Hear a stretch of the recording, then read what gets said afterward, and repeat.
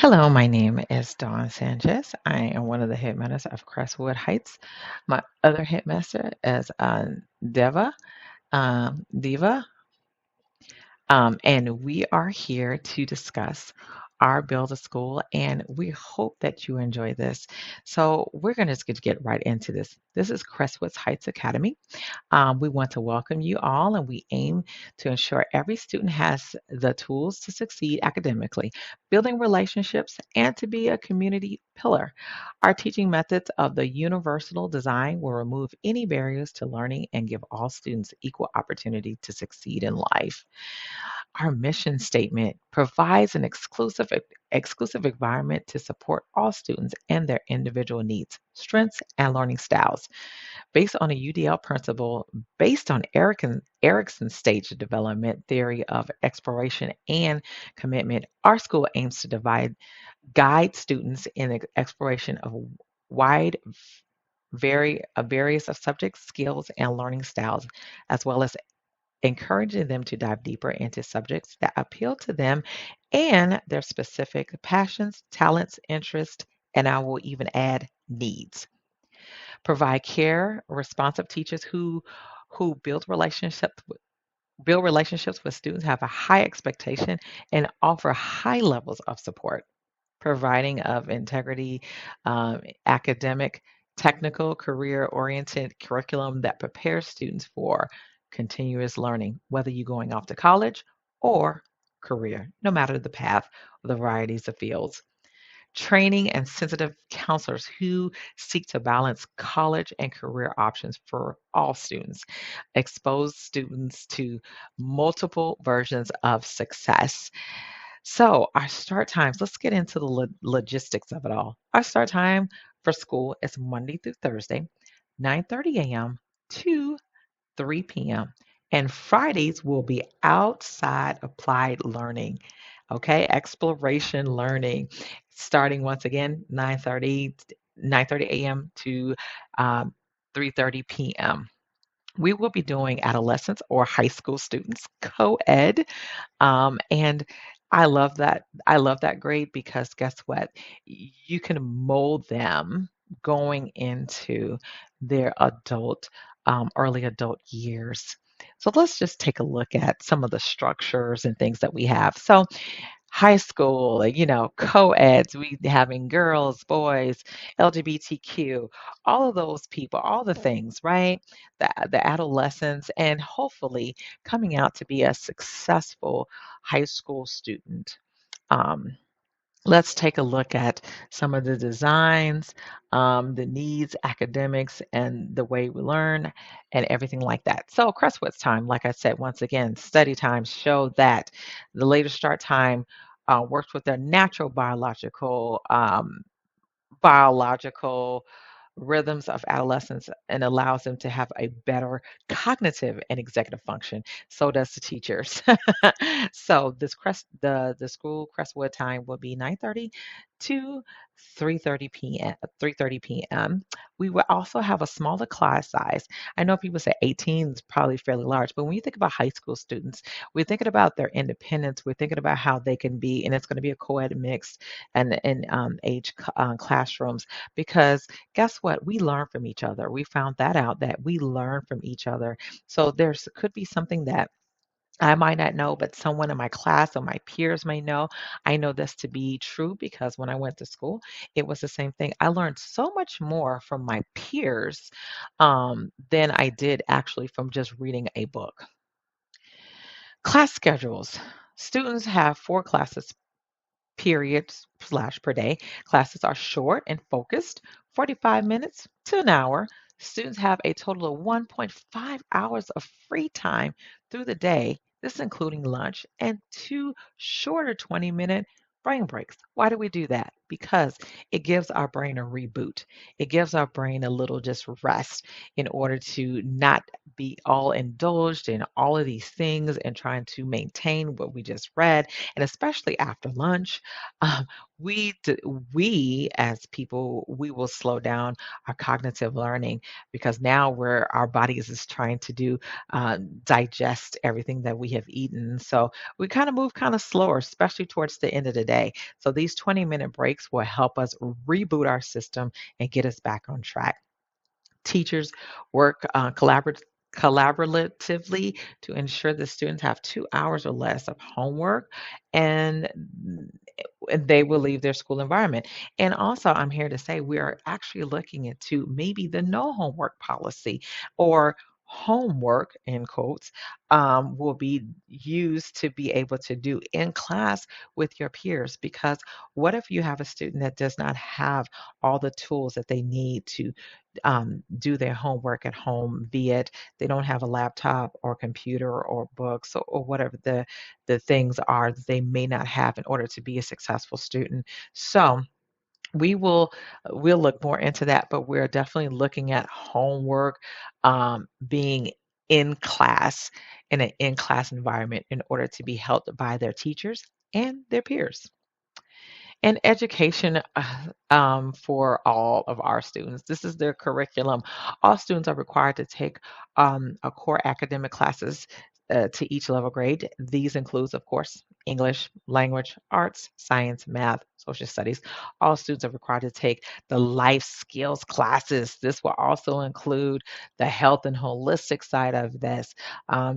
Teaching teens about the physical fitness, nutrition, sleep, health, the social media, coping with strategies of stress, sex and gender education, and and not only that, but financial literacy, learning how to invest, and guess what? Balance a checkbook, because that's one of the things that I hear even now that these young people do not know how to do is balance a checkbook. Students should learn a range of academic subjects within the classroom, going back to what we were talking about, the curriculum, developing crucial life skills like critical thinking, problem solving, communication, collaboration, adaptability, digital literacy, learning, teaching the kids the pros about learning about social media, the pros about how to research, how to fact check, the financial literacy, learning how to open up a checkbook, knowing what a savings is, knowing how to balance your checkbook, ethical decision making, and critical and cultural awareness through both in-class learning and experience outside that class learning. That is that learning outside that classroom that I'm talking about, that giving them, preparing them for real world experiences and looking at the challenges to help them for future success. Academic skills for in and out of the classroom, foundation course, subjects like math, science, language and art, history, social studies. We are also teaching checkbook and finances, once again, life skills in school. Once again, teaching them how to critical think. And I would even say teaching them even how to not only how to problem solve, but have a healthy argument. Yes, a healthy argument. Knowing now how to hit below the belt, knowing now how to threaten someone if they do not. Go with your ideas, but learning how to have agree to disagree and still be able to have a collaboration with your peers, your workers, your parents, and other relationships that you may have as you are going forth. Also, learning how to adjust to change, embracing new learning opportunities, and also navigating technology, the effective way of doing that, utilizing those digital tools and learning it and with communication. Parents, this is you. This is your time to shine. We need you. We need you. Parents, you are our guardians. You are our pillar. So guess what? Giving us that role model of warmth, that importance that teenagers development and success in school. Although the studies have shown that parental involvement in high school level often falls off, declines, because teenagers are more, they're more secretive. They're more they're not very open to dealing with parents and how they feel that they think parents don't know or don't understand is a total farce. And we need you, parents. We need you there to help us in all of the things. So, guess what, parents? This is what we're going to need you in. We're going to need you for to encourage your young people. Help us with organization when we have to do the outside learning, applying.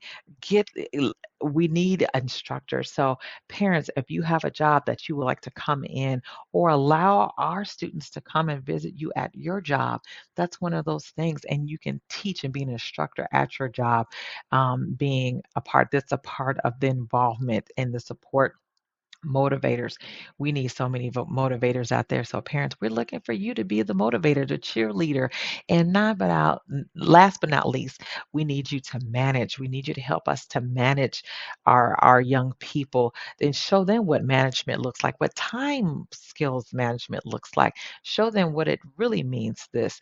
And so when we look into being an organization, so that's establishing their routine, helping us maybe with daily planning, setting up that learning space for those that can do that, helping us to assure the digital space, encouraging computer and internet collaborative work, utilizing communicational tools and skills. The instructor parent, come on, who are you?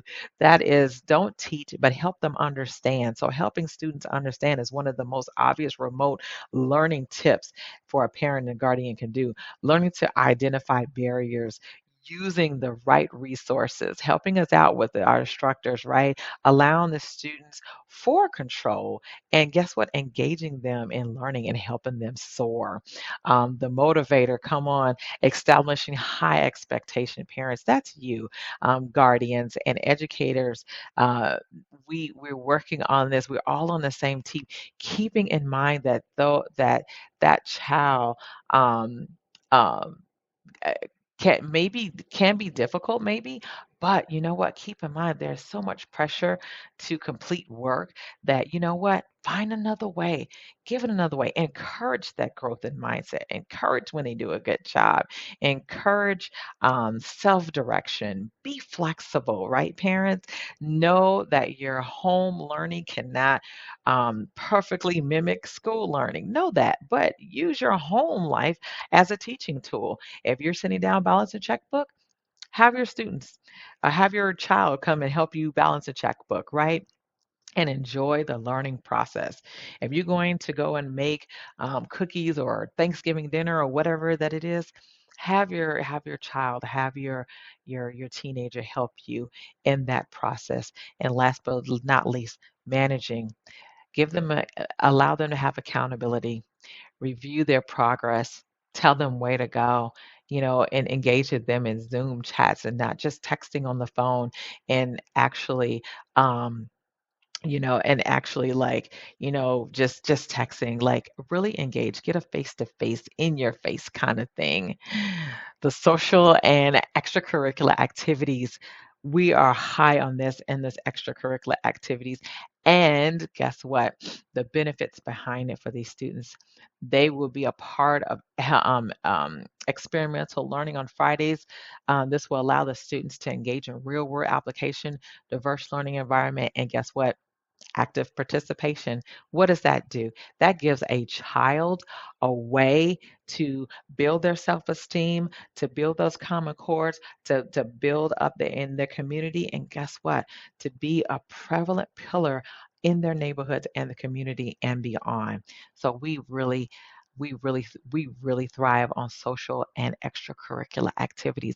Going to a bank, going to another school, teaching young kids how to learn, maybe helping with a science project, maybe going in and helping with, after lunch or something like that. The kids might have reading time and having our students go in and read a book to them, or maybe even doing a small play for them. That's that extracurricular activity, learning teamwork, how to work well with others, and things of that nature. Our grading system. So we are doing this. We're doing a color scale indicating the levels of understanding. Red meaning the student is not quite meeting the standards. Yellow means that they're approaching it. Green means they're meeting it. Blue is they're exceeding. We're also looking at the narrative evaluations instead of letter grades.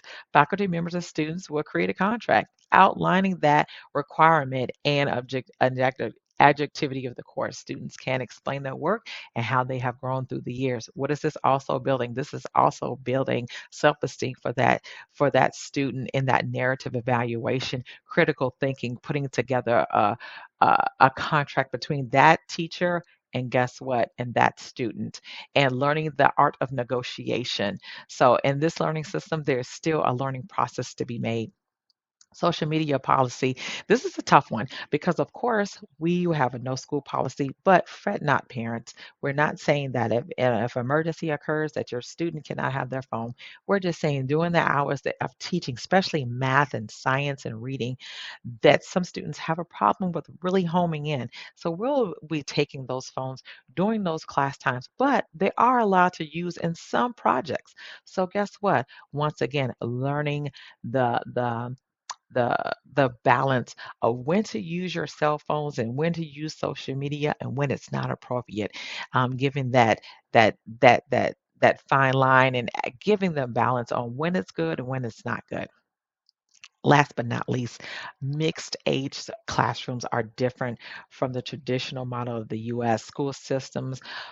But at Crestwood, we found that through this modeling helps children develop a sense of community, learning cooperatively, promoting holistic development. Once again, our kids going into another school and reading or creating a play for middle schools or even play school kids, getting them engaged, making it fun, building up self-esteem, building up a community, building up all of the positive things that these young people will have to do, making them feel good.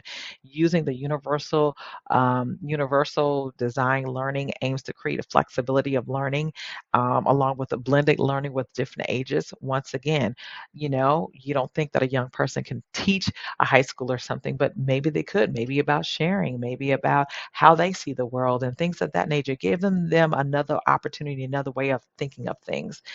Um, UDL gives you a framework to follow so you can reduce the barriers of learning and the stress, right? Preparing them to learning in any environment where a student may have that they need to be more flexible and will meet all their goals. So no matter if you're able or disabled, this universal design learning will help every student be positive and guess what? Be more successful in their academic and their adult career and life. So that is it for Crestwood High Academy. I hope we have shared some great information about what we are planning to do and how we are planning to um, engage our students when we go back and go back through all these things and stuff and the different curriculum activities that we have.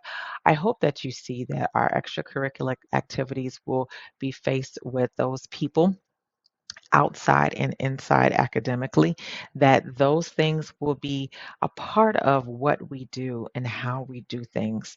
That these young people need to know about the literacy of how to deal in the digital world. They need to know how to function well with others. They need to know about diversity and ethic decision making. They need to know how to balance a checkbook, how to deal with relationships not just academically, but for the rest of their life, whether it's with their boss, their spouse, their loved ones, their children.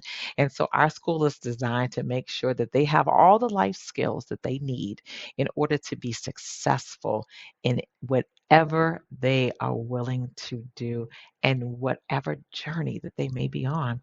So that is it for us here at Crestwood High. I hope you have enjoyed listening to our Build a School and our presentation, and we thank you for being a part of our community.